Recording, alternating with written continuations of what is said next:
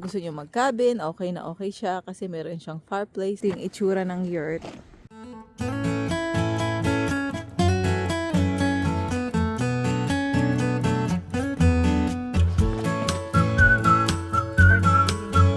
Really pretty.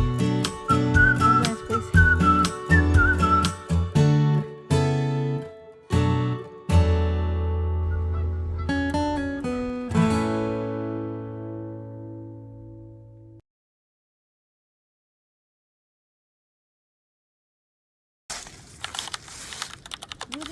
In the chair, let me see.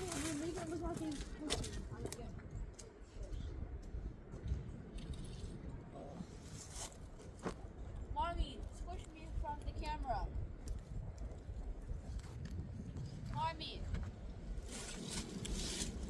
squish me in front of the camera. Make it look like a squishy. There. Okay.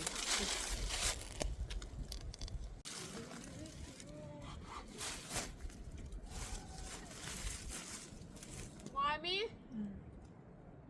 Mommy? Yeah. Where's the mighty Tiffin bacon bannock? Roasted on a stick, not a metal stick. This won't work. Metal sticks won't work because you wrap around.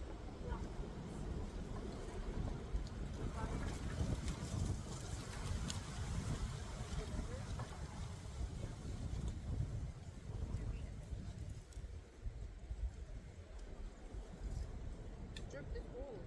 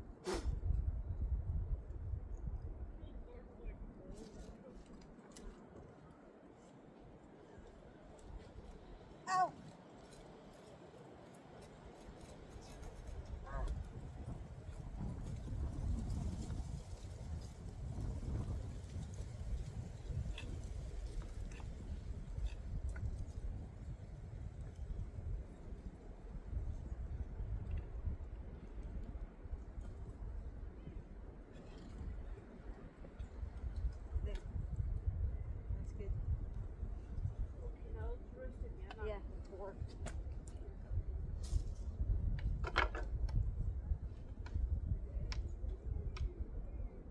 Okay. I'm gonna pause. Can you pause it, please? Just pause it.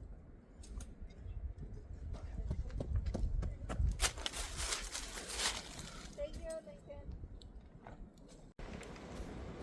We can watch the sunset from our RV. Lance just saw it. We took Cookie for a walk. And the boys are having ice cream. And now look at this. It's really lovely in person. The camera doesn't make justice, but it's really lovely.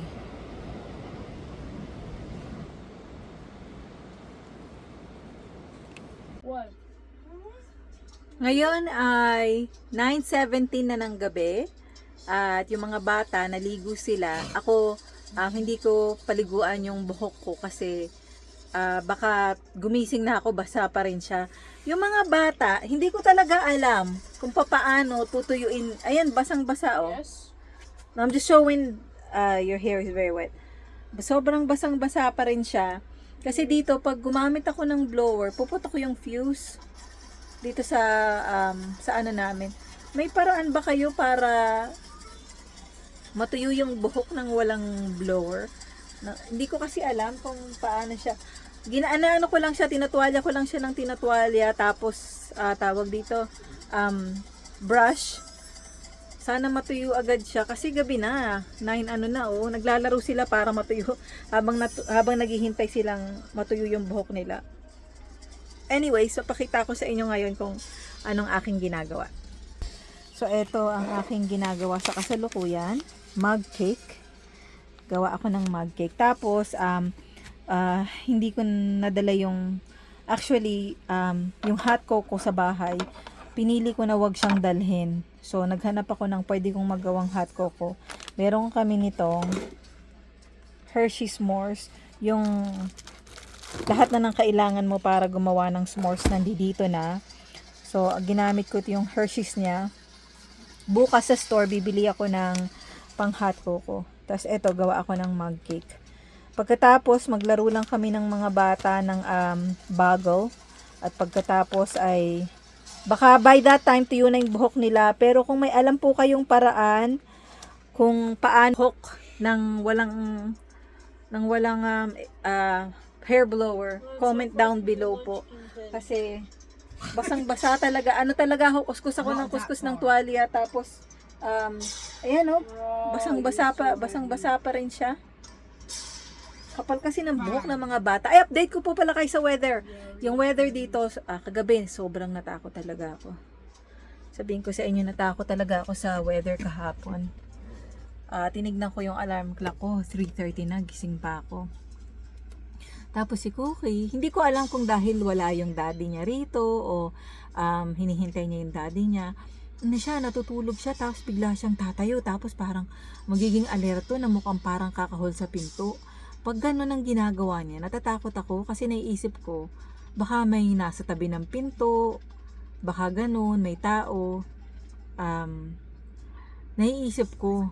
Kasi nung nandito naman ang kausap kong kanina, si Mushi, ang sabi ni Mushi, baka tumatayo siya habang natutulog kasi iniisip ni Cookie na baka darating yung daddy niya anytime. Yun. Tulad ngayon, ayan, pakita ko sa inyo. Tulog na tulog siya ngayon. Ayan siya. Yan. Tulog na tulog siya. Pero kagabi talaga, gumalaw si Lance.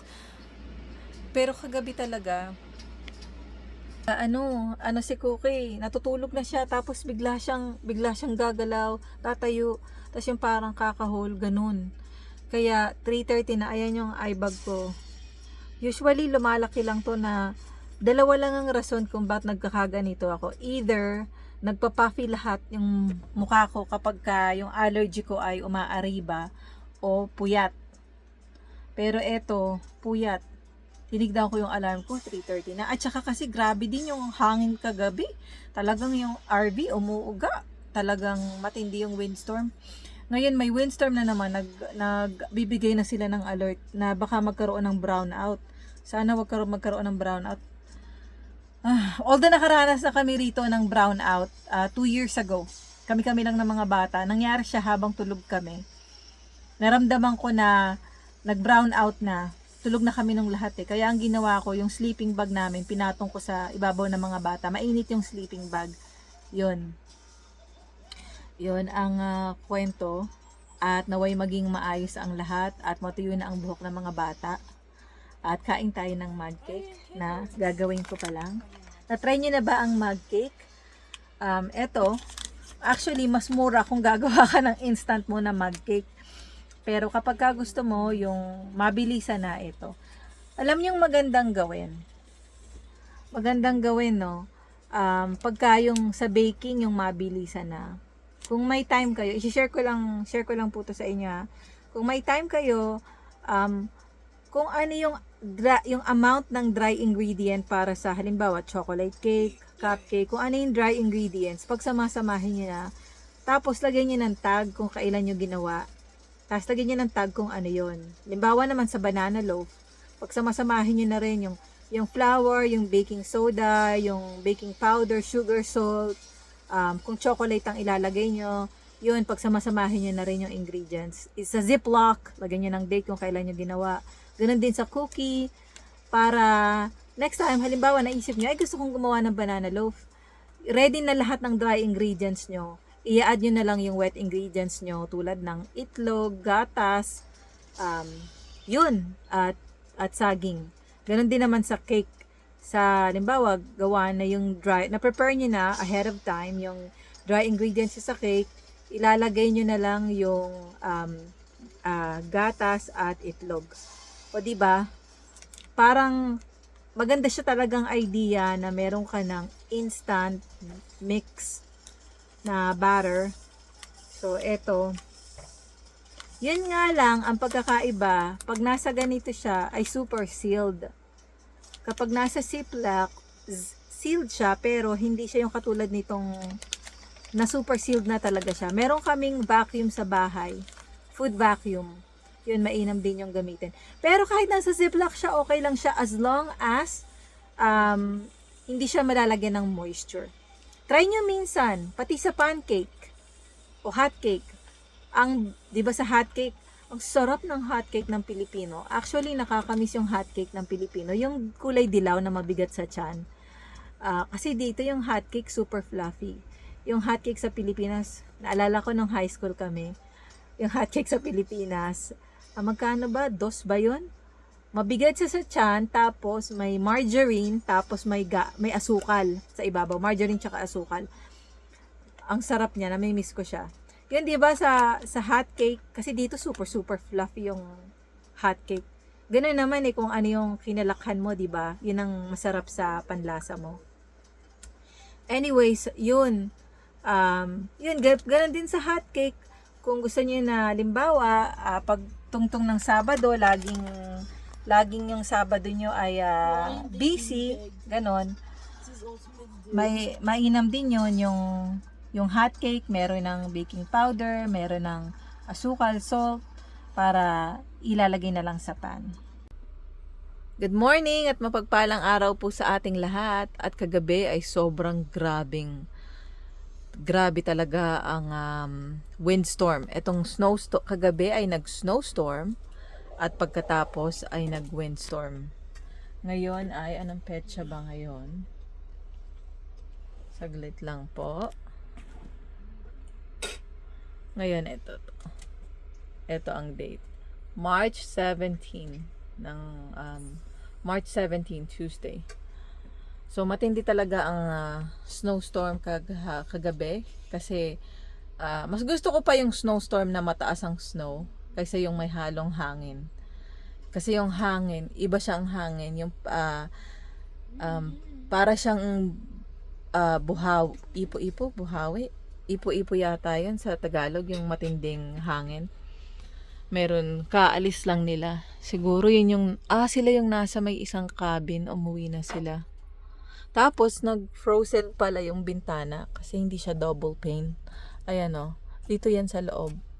Parang, ayan, nag-frozen siya, nag-yellow mismo. Yan. Yan, nakikita niya. Yan, kuha tayo ng yellow. Kasi, 'di ba sa mga bahay natin hindi nag-yellow yung bintana kasi double pane. Eto nag-yellow. So makikita natin nag-snow ulit.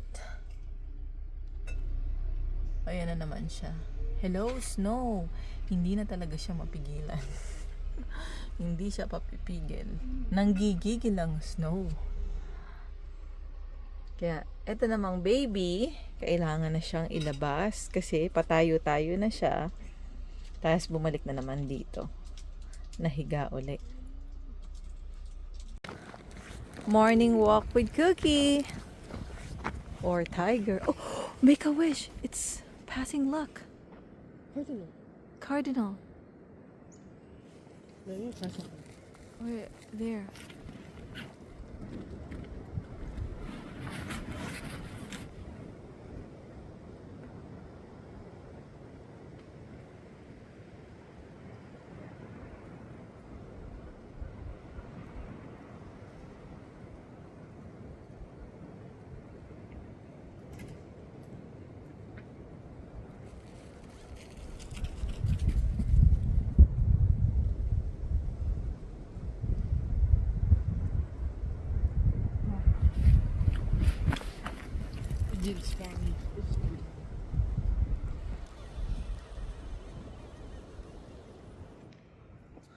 Ang sabi, kapag nakakita kayo ng cardinal, mag-wish kayo because it's passing luck.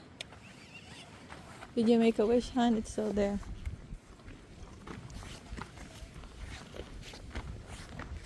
Yes. Why can practically every nut be grinded down into milk? Tofu. So, sabi ni Lance, yung mga pwedeng i-grind para makagawa ng milk. Kasi alam niya yung almond pwede maging milk. Tofu. What else? Cashew milk. Cashew. Which I Peanut. probably really like because anyway. Is it your... He's eating trail mix. Yeah. What's in your trail mix? Show them. Don't move, don't move. Don't Some move. M&Ms. Uh-huh. Almond. I don't like those. Peanuts. Mm-hmm. And So, cashews. and cashews. So anyways, gusto ng mga bata yung almond. Ang hindi lang nila gusto, sobrang tigas. Ang tawag ni Lance, healthy food na jawbreaker. Cookie, come on. So, yung isa rito, nasa cabin, umuwi na siya. Cookie, come on! Cookie! Ito, yung nandito, umuwi na siya. Kanina pa kami naglalakad. Hindi ginagawa ni Coco yung business niya. Lance, isn't your hand cold? Give it a break. No? Hold this for me for a second, please. See, your hands are cold. Give it, put it away. I'm just Cookie! Cookie! Wait, Cookie. Lamig ng kamay ko. Hold this, please. Just for a second. And then put your gloves. And give your hand a break, okay?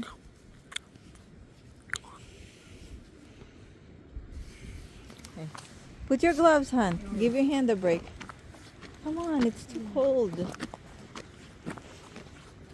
Come on, Cookie. Here. Ito yung isang cabin. So, kung gusto nyo mag-cabin, okay na okay siya kasi meron siyang fireplace sa labas, may ihawan, at accessible siya sa mga nagwi-wheelchair. May heater siya, pero walang CR sa loob. Pero, super safe ka. Hey, Mommy. Ah. Why do you practice? How do you do it? Oh, depends on the amount. And depends on the concentration of the chocolate. So if it's one M&M, That will not hurt Cookie. You know, it's like, what do you call that? Like apple. The seed of apple is essentially cyanide. If you eat that, it won't bother you. Because I was thinking, if you're stranded on the island, don't eat the M&Ms. Instead, feed it to a bird, and you can use that bird to eat it. Oh, yeah. Or you provide the trail mix. It's like eating all the M&Ms, and then scrambling for water, and then you get. What I'm thinking, if you got to a deserted island and there's a lot of coconuts, and coconuts fell on the ground, how are you gonna open the coconut? Smash on the rock. Because it has many layers. Smash on the rock. I heard from the backyard scientist that somebody commented on his YouTube channel that you should try smashing a coconut with something because it's around as hard as a human skull. Yeah. So you probably crack your skull same amount of times if you bash on a rock as if you bash. You have to find a rock. You have to find a rock that is Large. that have a sharp edge or something like that. But first you need to peel No, off. I get like have the coconut and I'm gonna smash on the ground. Yeah. But first you need a But first I need to find a stony shore or something. yeah, but coconut have many layers. You have to find a lot of things to peel off that layers. I hope Cookie do her business.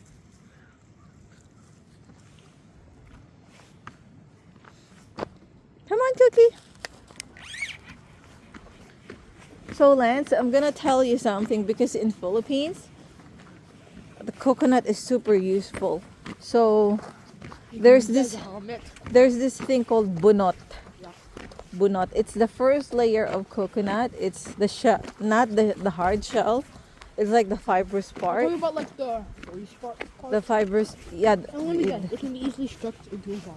Yeah, so many things like that, and Oh, it's Lincoln. He's phoning. Okay, just a second. Pause this nice, please. Cookie! Cookie, not there. Cookie! Not there. Yung isang yurt na yon occupied.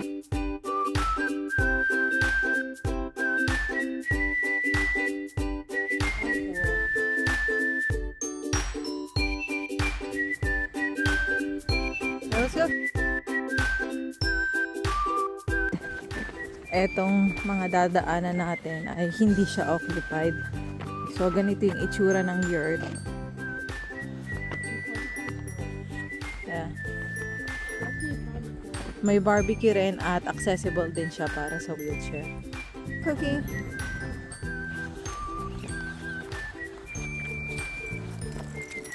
Tindi ng snow.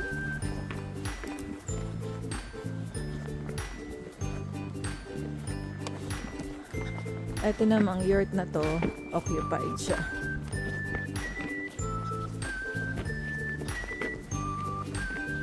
Let's go hold Cookie, please.